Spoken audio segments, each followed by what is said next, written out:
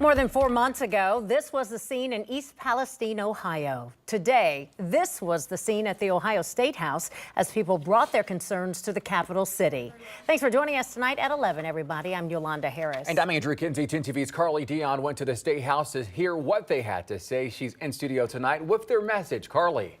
Andrew and Yolanda, the residents of East Palestine are demanding accountability and justice. They're hopeful their effort today will convince Governor DeWine to declare an emergency for their community, providing them access to federal support they say they desperately need.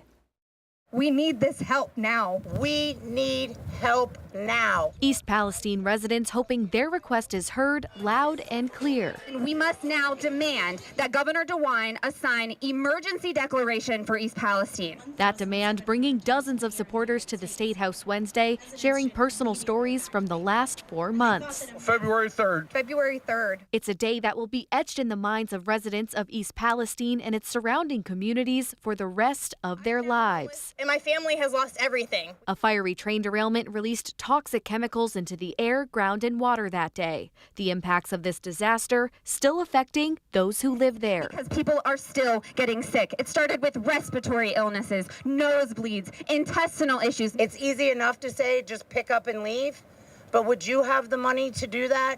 To replace everything in your home? Many families left with no choice but to move, leaving behind lifelong homes and memories that can't be replaced. I still visit my home daily just to manicure the yard and look after things the way that I knew my grandfather would want done. Other families still deciding whether to leave behind their new beginnings. We had just purchased a home about a year ago. Jess and Chad Connard bought their dream home with their 3 boys in February of 2022. This photo showing the view from their home 3 days after the derailment, about 2.5 miles from where it happened. Now still living there, she says her family is still experiencing minor symptoms. We're not really sure what to do next. We'll never be able to sell our house. Connard says she and her husband are still figuring out what's next for them, with more questions than answers on the possible risks that lie ahead. We want to stay, but we only want to stay if it's safe.